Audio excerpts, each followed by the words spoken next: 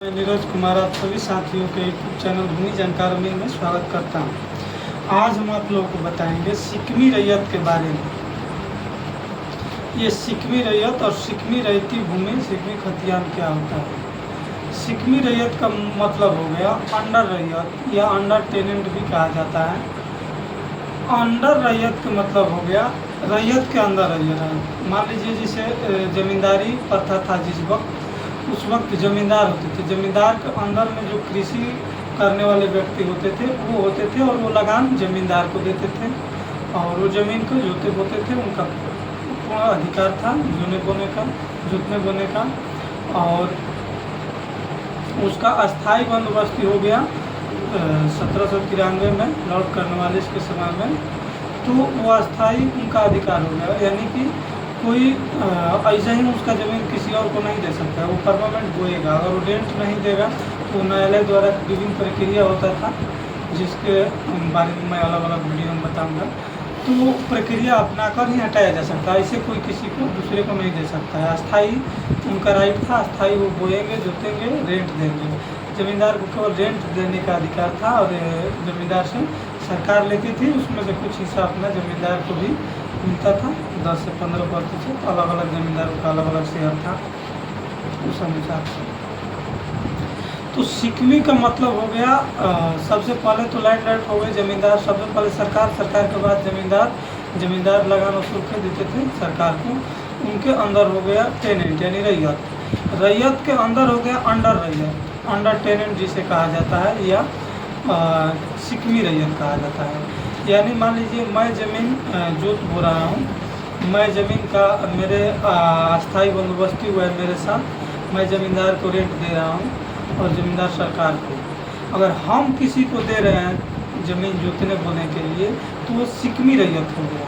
मान लीजिए कि हम रैयत हैं, ज़मींदार को लगान दे रहे हैं, हम किसी को दिए हैं बोने के लिए, उसमें से एक 1/3 उसको शेयर होता है तो दिए हैं। तीसरी दिया जो चलता है बिहार में भी, अन्य स्टेट में भी चलता है, ये 1/4 पे भी चलता है। तो अगर इस तरीके से हम दिए हैं तो वो सिक्मी रैयत हो गया। अब सिक्मी रैयत का क्या अधिकार है? सिक्मी रैयत का बहुत लिमिटेड अधिकार है। उनका खतियान में भी नाम रहता है कि सिक्मीदार रैयत फलाना और उसका रैयत फलाना, ऐसे करके नाम लिखा रहता है। ज़मींदार का नाम जहाँ लिखा रहता है वहाँ रैयत का नाम रहेगा, और जहाँ अंडर रैयत का जहाँ रैयत का नाम लिखा रहता है, जिसे रैयती खतियान में होता है कि लेफ़्ट साइड कॉर्नर में रैयत का नाम रहता है और राइट साइड ऊपर हेडिंग पे ज़मींदार का नाम रहता है। लेकिन सिक्मी खतियान में रैयत की जगह पर सिक्मी रैयत का नाम रहेगा और जहाँ ज़मींदार का नाम रहता है वहाँ रैयत का नाम रहेगा। यानी जब सिक्मी रैयत के जो ज़मीन के मालिक होंगे उनका अंडर रैयत हो गया। तो आप सभी सिक्मी रैयत के बारे में समझ गए होंगे कि सिक्मी रैयत क्या होता है। अब सिक्मी रैयत के क्या अधिकार है? सिक्मी रैयत को जोतने बोने का अधिकार है, उसका शेयर उसको लेने का अधिकार है, बेचने का अधिकार उसको नहीं है। जैसे पहले क्या होता था ना कि बेच भी देते थे लोग। सिक्मी दर खतियान में नाम है सिक्मी रैयत, तो बेच देते थे, लेकिन उनको बेचने का राइट नहीं था। फिर बाद में एक पत्रांक जारी करके नियम बनाया गया जिसमें उनको रैयती राइट देने का प्रावधान किया गया कि अगर वो 12 साल से सिक्मीदार रैयत के रूप में खेती कर रहे हैं तो उन्हें रैयती राइट दिया जाए। लेकिन उसका भी बहुत सारे कंडीशन है, मैं आगे आप लोगों को बताऊंगा। सबसे पहले हम लोग ये जान लें कि उनका रैयती हस्तांतरण यानी कि बेचने, दान करने, वसीयत करने, किसी भी तरीके का ट्रांसफ़र करने यानी दूसरे को देने का अधिकार सिक्मी रैयत को नहीं है। ये पत्रांक जारी करके बिहार सरकार द्वारा 1984 में पत्रांक संख्या है 3465 60 3465 84 85 का ये समय है। पत्र संख्या 12 23/7/1984 बिहार सरकार द्वारा यह निर्धारित किया गया है कि सिक्मी रैयत ज़मीन को बेच नहीं सकता है। सिक्मी रैयत को बेचने का अधिकार नहीं है। सरकार यह स्पष्ट करना चाहती है बिहार काश्तकारी अधिनियम की किसी रैयत को जमीन हस्तांतरण करने का अधिकार है यानी ट्रांसफ़र करने का अधिकार है, लेकिन दर रैयत के नहीं है। अगर दर रैयत कोई ट्रांसफ़र करता है तो मान्यता नहीं होगी। भू हदबंदी अधिनियम के तहत अतिरिक्त अर्जित की गई भूमि सिकमीदार बटाईदारों द्वारा अपने अधिकार का हस्तांतरण किया जाता है तो उनको क्रेताओं को भू हदबंदी अधिनियम के धारा प्रावधान के तहत लाभ नहीं मिलेगा, यानी उनका अधिकार नहीं होगा। और अगर कोई सिकमीदार रैयत से खरीदता है तो उनका कोई भी स्वामित्व उस भूमि पे नहीं होगा। इस पत्रांक में कहा गया था। नेक्स्ट इसके बाद पत्रांक जारी किया गया जिसमें उनको अलग से राइट दिया गया। इस पत्रांक के बाद काफ़ी सोच विचार हुआ, विमर्श हुआ कि अगर सिकमीदार रैयत जो खेती कर रहा है उसको अगर नहीं दिया जाए और ज़मींदारों को ही बहुत ज़्यादा ज़मीन है तो उन्हीं के पास रहेगा तो फिर आज़ादी का कोई मतलब ही नहीं हुआ, ज़मींदारी प्रथा वाला ही बात रह गया। तो फिर इसमें संशोधन किया गया, सरकार के द्वारा दूसरा पत्रांक उसको जारी किया गया। सिकमीदार रैयत को भी राइट दिया गया, लेकिन बेचने का नहीं, वो अपना पहले रैयती हक डिक्लेयर करवाएंगे न्यायालय द्वारा। ये पत्रांक संख्या है 25/5/1992 का पत्रांक संख्या 636, 10/4/92, पत्र संख्या 11। भूमि सुधार विभाग का ये पत्र है जिसके द्वारा यह प्रावधान किया गया कि अधिभोगी रैयत यानी ऑक्यूपेंसी रैयत दर रैयत यथाविहित भुगतान कर रैयती अधिकार अर्जित करने का हकदार होगा, यानी रैयती हक उनको मिल सकता है, लेकिन उनकी भूमि वार्षिक लगान के 24 गुना राशि जमा करना होगा, या तो 5 किस्तों में दे दे या एक बार दे दे। 24 गुना राशि उनको देना होगा, उसके बाद उनका रैयती राइट उस जमीन पर डिक्लेयर हो जाएगा। 6/2/88 के संशोधित अधिनियम की प्रति भेज है, इसको संशोधन कर दिया गया पहले वाला पत्रांक में और इसको सभी कलेक्टर को भेज दिया गया कि इसके अनुसार कार्रवाई किया जाए। उक्त नियमावली के अनुसार अधिभोगी रैयत जो अपने द्वारा बटाईदार में धारित जमीन के संबंध में रैयती अधिकार अर्जित करने का हकदार हो गया है, वो नियमावली को धारा 1 के अधीन फार्म ग में अंचल अधिकारी के पास आवेदन करेगा, जिसमें उस रैयत का नाम, पिता का नाम एवं उसका जाति पता का भी उल्लेख करेगा। अधिभोगी दर रैयत के रूप में धारित करने का दावा करता हो, साथ ही वो भूमि के विशिष्ट दावा किया हो दस्तावेजी साक्ष्य के साथ पेश करेगा। और ये भी होना चाहिए, मान लीजिए कि आप सिकमीदार रैयत हैं तो आप जिस भूमि पे दावा कर रहे हैं उस भूमि का जो रैयत है उसका पूरा डिटेल्स लिखेंगे, उसका नाम, पता, जाति लिखेंगे। और ये भी होना चाहिए कि आप भी जो 1961 में भूमि का लिमिटेशन एक्ट लगाया गया था कि इतना से ज़्यादा आप भूमि नहीं रख सकते हैं, तो उसके अंदर हो आप, यानी आप भी कम भूमि वाला व्यक्ति हो। उस पर मैं भी एक वीडियो बना दूंगा कि कितना लिमिट लगाया गया था, कितना कितना रखने का, उसके अंदर में रहना चाहिए, तभी आपका रैयती भूमि हो सकता है सिकमीदार।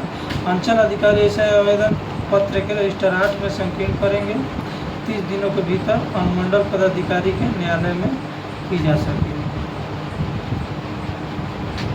मान लीजिए किसी रैयत का ज़मीन सिकमीदार रैयत को दिया गया तो वो अपना 30 दिन के अंदर अगर उसे लगता है कि हमारे साथ गलत हुआ है तो आवेदन देगा, जांच करवाएगा उसको। अगर गलत मान लीजिए कि रैयती डिक्लेयर किया गया सिकमीदार रैयत तो उसे रिजेक्ट भी किया जा सकता था। ये पुरानी प्रावधानें हैं। उपयुक्त प्रक्रिया के आदेश पालन करने के बाद 1985 के प्रावधान रैयती होल्डिंग हकदार उसकी लगान के 24 गुना जमा करेंगे, या तो 5 किस्त में या एक बार में। कैडेस्ट्रल सर्वे जहाँ यानी पुराना वाला अंग्रेज वाला सर्वे, पुनरीक्षित सर्वे नहीं हुआ है। पुनरीक्षित सर्वे में कई व्यक्तियों के नाम पर सिकमी खाता खोला गया है। जहाँ रिविजनल सर्वे हो गया है उसमें सिकमी रैयत का अगर खोला गया बटाईदार रैयत तो सब खतियान में लिखा रहता है, तो उसमें कोई कठिनाई होगी नहीं। अगर मान लीजिए रिविजनल सर्वे हो गया है और या कैडेस्ट्रल सर्वे भी है और खतियान में लिखा हुआ है, प्रेजेंट में भी दखल कब्जा उनका साबित होता है कि उनका दखल है 12 साल से, तो उनका रैयती डिक्लेयर हो सकता था। कई मामले में बटाईदार अपना बटाईदारी दावा भी प्रस्तुत करेंगे। त्वरित निष्पादन आवश्यक है। इस संबंध में खेती का परिभाषा में संशोधन का भी ध्यान रखेंगे। इस नियमावली के प्रतियां प्राप्त संख्या में भेजी जा सकती, सभी संमाहर्ता को यानी सभी को इसका प्रतियां दे दिया गया है। तो ये सभी प्रावधान थे। जैसे सबसे पहले तो सिकमीदार रैयत को बेचने का राइट नहीं था, फिर उसको संशोधन किया गया सिकमीदार रैयत को भी ध्यान में रखते हुए, और उन्हें राइट दिया गया कि आप रैयतीकरण करवा लीजिए। जो ज़मीन आपका है, आप जिसको 12 साल से बो रहे हैं, तो उसका लगान का 24 गुना मुआवजा सरकार को देकर रैयती डिक्लेयर करा सकते हैं। लेकिन एक और प्रावधान है इसमें कि एक लिमिट था कि इस तरीके का ज़मीन अगर किसी व्यक्ति का है तो वो आप उसको रैयतीकरण नहीं करवा सकते हैं, चाहे आप भूमिहीन हो, चाहे सिकमीदार रैयत हो, चाहे कोई भी हो। जैसे उसका निर्धारण किया गया था कि अगर उस व्यक्ति का जिसका आप रैयती ज़मीन जोत रहे हैं, यानी जिसका आप अंडर रैयत है, सिकमीदार रैयत है, उसका अगर 5 एकड़ से सिंचित भूमि यानी कृषि भूमि 10 एकड़ और कृषि भूमि से कम भूमि हो, मान लीजिए उसका 5 एकड़ यानी 7.5 बीघा 8 बीघा ज़मीन है, और कृषि वाला या 15-16 बीघा ज़मीन है गैर कृषि वाला, इससे कम है, तो आप सिकमीदार रैयत नहीं बन सकते हैं। लेकिन इससे ज़्यादा है तो रैयत बन सकते हैं। अगर उसके ज़मीन में खतियान में दर्ज है आपका सिकमी रैयत, और 12 साल से ज़्यादा से खेती कर रहे हैं उसमें, तो आपका रैयती डिक्लेयर हो जाएगा। बशर्ते उस लगान का 24 गुना अधिक लगान देना होगा। इसके अलावा और भी इसमें निश्चित किया गया था कि किस किस प्रकार के व्यक्तियों के ज़मीन पे आपका रैयती नहीं हो सकता है। जैसे मान के चलिए कि कोई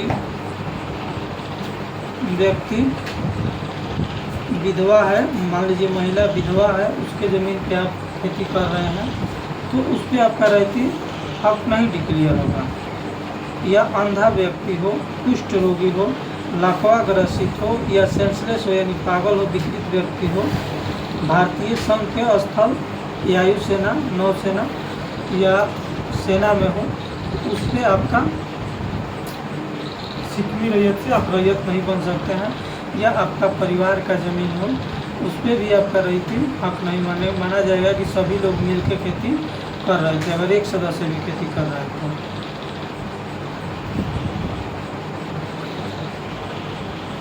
तो सिकमीदार रैयत के बारे में आप सभी समझ गए होंगे। तो इस तरीके का जो सिकमीदार रैयत थे वो अपना रैयती हक डिक्लेयर करवा सकते थे, और रैयती हक होने के बाद वो बेच सकते थे। लेकिन सिकमीदार रैयत को बेचने का राइट नहीं था। सिकमीदार रैयत वाले रैयती करवाएंगे, और रैयती कब करवा सकते हैं कि जिसका वो ज़मीन लिए हैं उसका एक लिमिट था कि 5 एकड़ से 10 एकड़ के बीच में हो, यानी 5 एकड़ सिंचित भूमि या 10 एकड़ गैर सिंचित भूमि, इससे कम होना चाहिए, इससे ज़्यादा होना चाहिए जिसका आप अंडर रैयत है। और आपके पास भी ज़मीन लिमिटेशन एक्ट यानी 61 के हिसाब से जो लिमिट लगाया गया था 15 एकड़ 20 एकड़ 25 एकड़, उससे कम होना चाहिए। और जिसका आप अंडर रैयत है उसका भी सेना में नहीं होना चाहिए, विकृत व्यक्ति पागल नहीं होना चाहिए, या विधवा महिला नहीं होना चाहिए, नौसेना या वायुसेना का नहीं होना चाहिए, बाहरी रहने वाला व्यक्ति नहीं हो, आपका परिवार का व्यक्ति नहीं हो, तब जाके उस पर पेंसी राइट आपका होगा और सिकमीदार रैयत से आप रैयत बन सकते हैं। अन्य किसी भी अलावा में इस तरीके का अगर कंडीशन है तो आप कितना दिन भी खेती कर लीजिए, आपका रैयती हक कायम नहीं होगा। आप सभी सिकमी के बारे में समझ गए होंगे, तो चैनल को सब्सक्राइब करें, वीडियो को लाइक करें, शेयर करें, देखते रहिए भूमि जानकारी में। विशेष जानकारी के लिए आप सभी हमारे नंबर पर भी कॉन्टेक्ट कर सकते हैं, चैनल के डिस्क्रिप्शन में नंबर दिया गया है। और भूमि संबंधित हर जानकारी के लिए हमारे चैनल को सब्सक्राइब करें, देखते रहिए भूमि जानकारी में। जय हिंद।